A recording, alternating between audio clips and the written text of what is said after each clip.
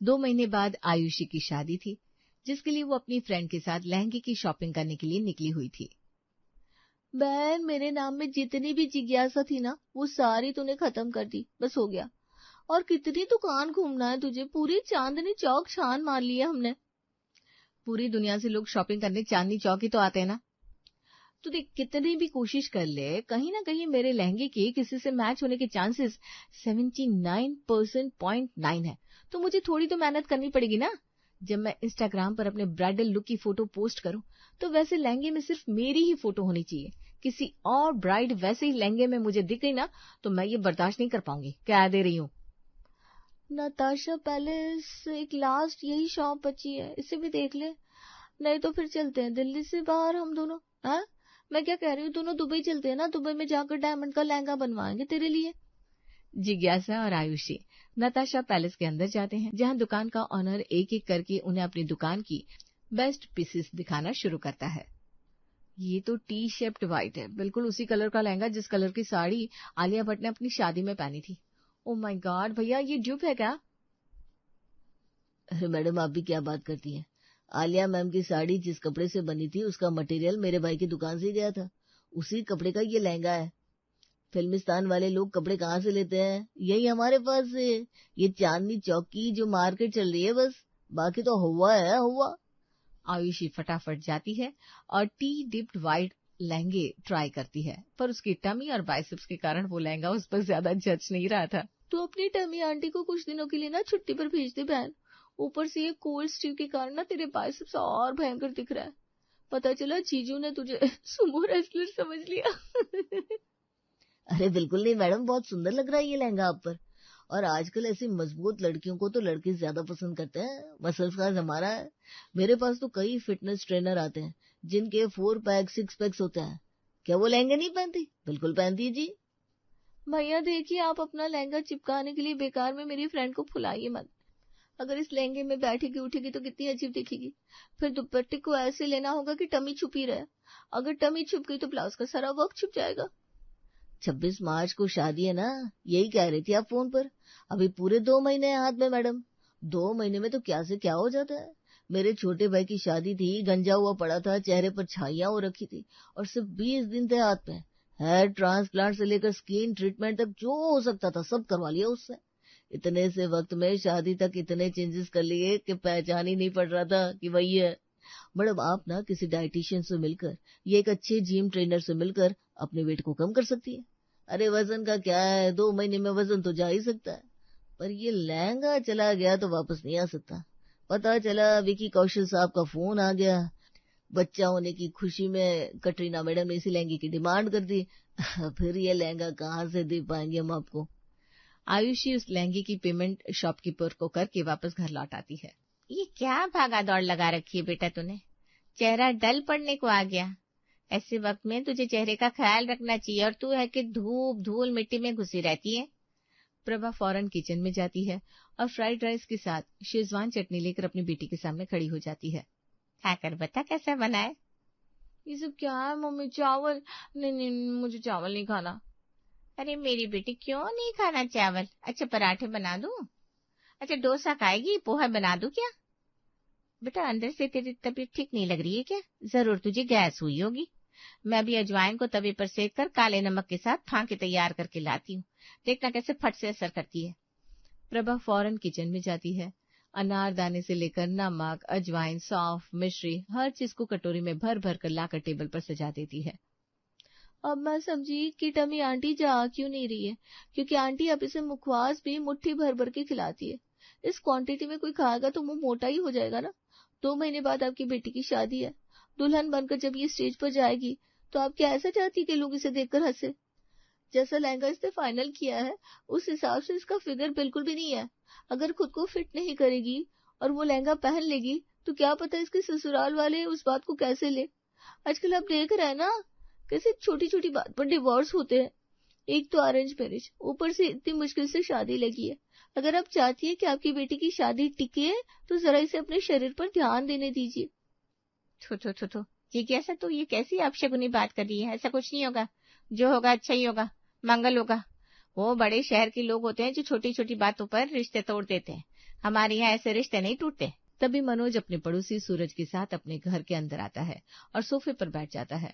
मनोज लंबी सांसें ले रहा था और सूरज सर पर हाथ रखा बैठा था। जाइए प्रभा जी, जरा 2 कप चाय बना कर ले आइए और कड़क बनाइएगा, सर फटा जा रहा है। शादी की भाग दौड़ में बहुत थक जाती हूँ ना आप पापा। मैं सचिन से कह देती हूँ कि वो थोड़ा काम संभाल ले। मेरा मतलब है कि उसकी तो फैक्ट्री है ना, कितने स्टाफ होंगे उसके हाथ में। नहीं नहीं बेटा, दामाद जी को कुछ नहीं कहना। और मैं तेरी शादी की भाग दौड़ को लेकर नहीं थका। वो क्या हुआ कि निधि की शादी हुई थी ना, 6 महीने भी नहीं हुए और वो अपना ससुराल छोड़कर चली गई। यहाँ भी नहीं आई। सुबह से मैं और सूरज अंकल उसे ही ढूंढ रहे हैं। भाभी जी की तो हालत रो रो कर खराब हो रखी है। इसमें निधि की ही गलती है। कितनी बार कहा था मैंने, जरा साफ सुथरी रहा कर। 10-10 दिन 12-12 दिन नहाती नहीं थी। 2-3 बार दामाद जी ने टोक दिया। कल रात को ज्यादा बात बढ़ गई, उन्होंने कुछ कह दिया होगा तो बस घर छोड़कर चली गई। सूरज के मुंह से कहानी सुनती हुई आयुषी अनार के दाने फांक रही थी कि प्रभा टेबल पर पड़े सारे मुखवास को उठाकर रसोई में ले जाती है और ऐसे शुरू हो जाती है आयुषी की डाइटिंग। चाय से लेकर कॉफी तक सभी को गर्म पानी से रिप्लेस कर दिया जाता है। नॉर्मल पानी की जगह उसे अल्कलाइन वाटर पीने को दिया जा रहा था। चावल हो या रोटी, सब कुछ छोड़कर अब आयुषी को कोर्स ग्रीन से बनी खिचड़ी और चिल्ले खाने को मिल रहे थे, जिससे आयुषी का वजन जल्दी लॉस हो जाए। शादी का दिन। अरे बस यार मम्मी, हो गया 10 किलो वजन तो कम हो चुका है मेरा। अब क्या हवा हो जाऊं? फिर उसी कारण से भी डाइवोर्स हो सकता है कि लड़की इतनी पतली थी कि दिखी नहीं। और फाइनली आयुषी और सचिन एक दूसरे को हाथ पकड़े स्टेज पर जाते हैं। जैसे ही आयुषी गले में वरमाला डालेगी, उसके सामने बिछ जाऊंगा, वरना पता चला तुम झुके नहीं थे, तुम घुटनों के बल बैठे नहीं थे, इसलिए मुझे तुम्हारे साथ रहना नहीं है। आजकल तो किसी बात में भी डाइवोर्स हो जाता है, संभल के रहना होगा मुझे। वरमाला के वक्त आयुषी सचिन को माला पहना रही थी कि तभी ये क्या टैटू बना कर रखा है आयुषी ने अपने हाथ पर? मेरी नजर क्यों नहीं गई? आयुषी ने इस टैटू के बारे में कुछ बताया भी नहीं। कहीं सुहाग रात में मुझे सरप्राइज देने के लिए तो नहीं बनाया ये टैटू। सचिन मन ही मन मुस्कुरा देता है। फेरे संपन्न हो जाते हैं और सचिन की नई नवेली दुल्हन उसके घर आ जाती है। आज का जमाना तो आप देख ही रही है आयुषी, छोटी छोटी बात पर लोग रिश्ते तोड़ने पर आ जाते हैं। पर मैं ऐसा नहीं हूँ, ना ही मेरी परवरिश ऐसे है। इसलिए मैं आपसे कहना चाहूंगा कि अगर आपके मन में कोई भी डाउट हो ना, तो आप सीधे आकर मुझसे पूछिएगा। मन में कुछ भी सोचकर बेकार में ख्याली पुलाव बनाने से अक्सर ना रिश्ते टूट जाते हैं। सच में सचिन, आप ऐसे समझते हैं? ये सुन के मुझे बड़ा अच्छा लगा। वरना शादी के पहले तो सभी मीठी मीठी बातें करते हैं, पर उसके बाद छोटी छोटी बातों पर आपको जज करने लगते हैं। अच्छा, मान लीजिए मेरा वेट बढ़ गया तो? सच कहूं तो मुझे आप वैसे ही ज्यादा पसंद हो। आपको पसंद किया क्योंकि आपका चबी लुक मुझे बहुत अच्छा लगा था। दोनों के बीच काफी बातें होती है। सचिन कई बार चाह रहा था कि इस टैटू के बारे में आयुषी कुछ कहे, पर आयुषी ने कुछ भी नहीं कहा। दोनों सो गए। अगली सुबह। क्या बात है भाभी, क्या सुंदर सा कॉट सेट पहना है आपने? हाँ, वो मम्मी जी ने कहा था तुम जैसे कपड़ों में कंफर्टेबल हो वही पहन लो। वैसे आपके लिए भी ड्रेसेस लाई हूँ मैं। इसकी टॉप की स्लीव से तो मेरी नजर ही नहीं हट रही। अपनी भाभी के कुर्ते के स्लीव्स पर बने हुए एम्ब्रॉयडरी को देखने के लिए लूसी जैसे स्लीव्स को ऊपर उठाती है, आयुषी के हाथ पर बने टैटू पर उसकी नजर पड़ जाती है। आजकल तो वक्त बदल गया है। पहले होता था कि किसी एक को देखा उसी से शादी हो गई, है कि नहीं भाभी? लगता है लूसी को कोई पसंद है। सही बात है, उस वक्त इतना एक्सपोजर भी नहीं था। अब तो वक्त के साथ मूड चेंज हो जाता है, इसलिए देख परख कर ही चुनाव करना चाहिए। और अगर कहीं कोई प्रॉब्लम लगे तो खुद के बारे में सोचना गलत नहीं है। ये कहकर आयुषी लूसी के साथ कमरे से बाहर आ जाती है। एक हफ्ते के बाद। अरे लूसी, जरा मेरी दवाइयां पकड़ाना तो। बहू आ गई है, पर सारा काम आज भी लूसी ही करेगी। लूसी शैली के कमरे में जाती है और ड्रॉर में रखी दवाइयों में से एक दवा लाकर अपनी माँ के सामने रख देती है। टीवी देखते हुए शैली पत्ते से एक टैबलेट निकालती है और जैसे उसे मुंह में रखने जाती है, भागती हुई आयुषी वहां आती है। अरे मम्मी जी ने चश्मे नहीं पहने हैं लूसी, तुम्हें तो देखकर दवाई लानी चाहिए थी। पापा की बीपी की दवाई मम्मी को दे दी तुमने, मम्मी को शुगर की दवाइयां पड़ती है। क्या? अरे तू मुझे मार कर छोड़ेगी क्या लूसी? ध्यान कहाँ रहता है तेरा? अपनी भाभी से कुछ सीख। MBA करके आई है, पढ़ी लिखी लड़की है, शादी के पहले जॉब भी करती थी, अभी भी फ्रीलांस काम कर लेती है और घर भी संभाल लेती है। दिन कितने हुए उससे यहाँ आए? पर मजाल है किसी काम को एक बार बताने के बाद ये दूसरी बार में गलत करते? बिल्कुल भी नहीं। और एक तू है, 27 साल की हो गई पर अभी भी कोई काम सही से नहीं होता तुझसे। तुझे समझाते समझाते मेरे सफेद बाल और सफेद होने को आ गए। ये भाभी ने अच्छा नहीं किया, इतना ड्रामा करने की क्या जरूरत थी। जब उन्होंने मम्मी को दवाई देने से रोक लिया तो जाकर सिंपली दवाई चेंज कर दी थी, पर इन्हें तो ड्रामा करना था। ड्रामा क्या होता है अब ये मैं आपको बताती हूँ भाभी। अपनी माँ की खरी खोटी सुनकर लूसी का गुस्सा अपनी भाभी पर फूट पड़ता है और रात को जैसे ही सचिन ऑफिस से घर लौटता है वो सचिन के कान भर देती है। क्या पता पास्ट में ऐसा क्या सहा होगा भाभी ने कि उसकी याद की दुख में उन्हें टैटू बनाना पड़ गया। ये क्या बात कर रही है तू? सहना क्यों पड़ा होगा? लोग तो हमेशा से कूल बनने के लिए टैटू बनाते हैं। किसी को टैटूज पसंद होते हैं, किसी को अपना प्यार साबित करना होता है। हाँ तो भाभी को अगर कूल बनना है तो उस टैटू को दिखाए ना, छुपा कर क्यों रखती है? अगर प्यार दिखाना है तो पति तो सामने ही है। पर टैटू में मुझे आपका नाम जैसा तो कुछ नहीं दिखा। कभी कभी अपने घर में किसी कलेश को देखकर या कई और कारणों से लोग टैटू बनवा लेते हैं।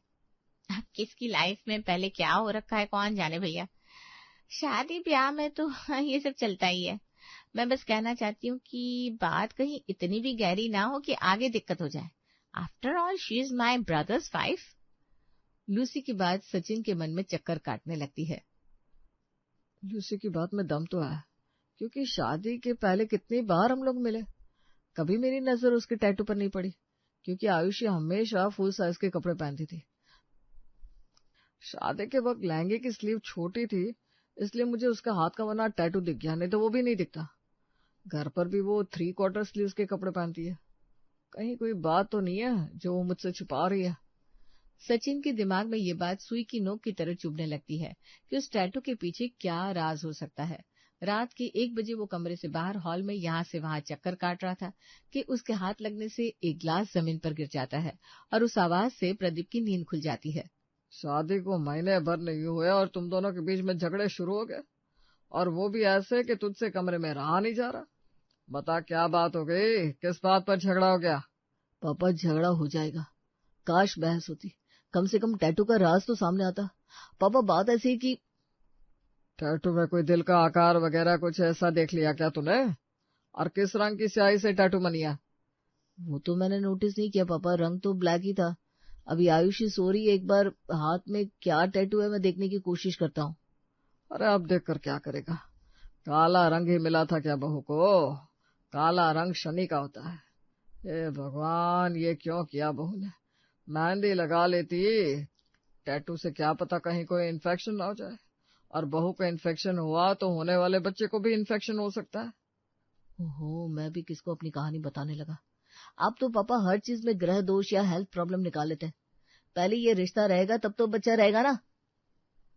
सचिन कमरे का दरवाजा खोलकर धीरे से अंदर जाता है, जहां उसकी बीवी आयुषी आराम से नींद में सो रही थी। उसका हाथ बिल्कुल सीधा था और हाथ पर बना हुआ टैटू साफ दिखाई दे रहा था। अरे यार, मेरा फोन कहाँ चला गया? यही बिस्तर पर रखा था मैंने। फोन कहाँ है? कहाँ यार? सचिन चारों तरफ देखता है पर उसे अपना फोन नहीं दिखता। वो सीधा भागता है और स्टडी टेबल पर पड़ी हुई डायरी और पेन को लेकर आता है और आयुषी के हाथ के टैटू को देखकर स्केच अपनी डायरी पर बना लेता है। आयुषी का फोन तो यही है, इसके फोन से अपने नंबर पर फोन करता हूँ। सचिन आयुषी का फोन उठाता है पर उसके फोन पर तो पासवर्ड लगा था, और पासवर्ड से ज्यादा भी भयंकर जो चीज यहाँ सचिन की आंखों के सामने आती है वो थी आयुषी के फोन स्क्रीन के लॉक वॉलपेपर लिखा हुआ quotation, tattoos hold the secret that heart can't tell. ये क्या बात हुई? टैटू वो सीक्रेट छुपा कर रखते हैं जो दिल किसी को बता नहीं पाता। अगर तुम्हारी लाइफ में कोई था आयुषी तो तुम मुझे बता देती। अगर कोई था भी तो उससे करनी थी शादी। हे भगवान, मेरे साथ ये क्यों होना था? सचिन इतना घबरा जाता है उसे नींद ही नहीं आती और वो डायरी पर बने स्केच को लेकर अपनी बहन लूसी के कमरे में पहुंच जाता है। जितना मैंने सोचा था भाभी तो उससे भी ज्यादा चतुर निकल गई। I miss you Shubham. Mirror image है भैया, मुझे तो वही लग रहा है। डायरेक्ट ना पता चले इसलिए लोग छेड़छाड़ करवाकर टैटू बनवाते हैं। ये देखकर तो मुझे यही लग रहा है कि यही लिखा हुआ है। आपको क्या लग रहा है? ये देखिए, SUBH नहीं लग रहा?